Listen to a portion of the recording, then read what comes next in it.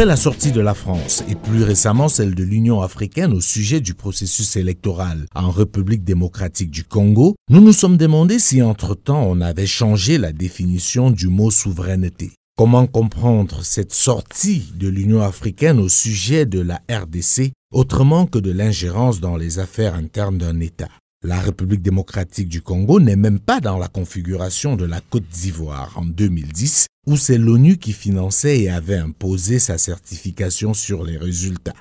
Quoi que l'on dise ou que l'on pense, la RDC a financé et organisé toute seule ces élections et c'est assez curieux de voir que malgré cela, on ne laisse pas les institutions de ce pays aller au bout du processus. Même en Côte d'Ivoire, on avait laissé le Conseil constitutionnel donner son verdict avant de se prononcer et d'agir selon les intérêts de la France. Mais en RDC, c'est pas le cas. On dirait que ce pays a été placé entre-temps sous tutelle. Même si l'on peut apprécier la volonté de l'Union africaine d'éviter l'enlisement dans cette crise, il est légitime de se demander si cette institution aurait eu la même réaction si la France, dès le lendemain de la proclamation des résultats provisoires, n'avait pas contesté les résultats et demandé au chef d'État de la sous-région de réagir.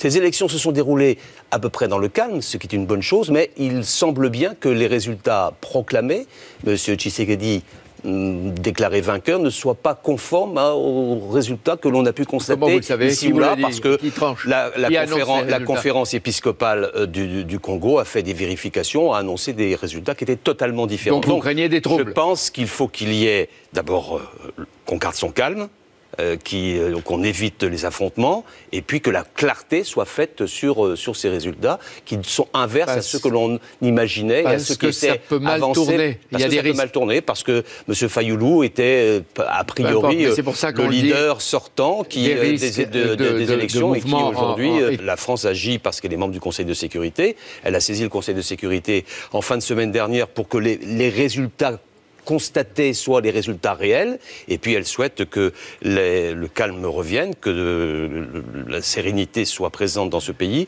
et que les chefs d'État africains et les organisations africaines puissent agir pour que les résultats soient les vrais résultats des élections. Cette sortie de l'Union africaine reflète-t-elle la volonté réelle de nos dirigeants, ou est-ce une action par procuration? Pourquoi seulement la RDC, a-t-on envie de dire? On a eu récemment des élections très controversées au Cameroun, à l'issue desquelles l'opposition a réclamé sa victoire, dénoncé des fraudes massives, appelé même au recomptage, sans qu'on ne voie ni l'Union africaine, encore moins la France réagir.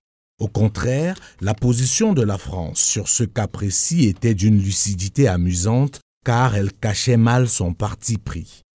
Le président Paul Biya a été déclaré réélu le 22 octobre dernier par le Conseil constitutionnel avec des accusations de l'opposition de fraude. Est-ce que, de votre point de vue, ce scrutin au Cameroun était une élection libre et transparente? Moi, je n'ai pas la capacité de juger puisqu'il n'y avait pas de mission de contrôle, de vérification initiée où la France était présente. Je constate qu'il y a eu une élection qui s'est déroulée néanmoins dans le calme, même si il y a eu quelques difficultés dans les régions anglophones.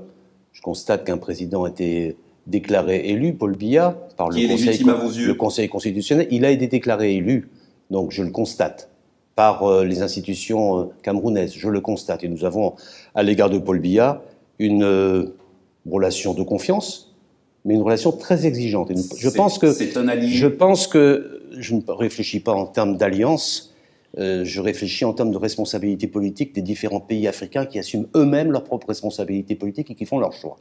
Au Gabon, il y a 2 ans, le processus électoral a été fortement contesté, se terminant dans le sang, avec des doutes sur des résultats au moins aussi importants que ceux de la RDC aujourd'hui.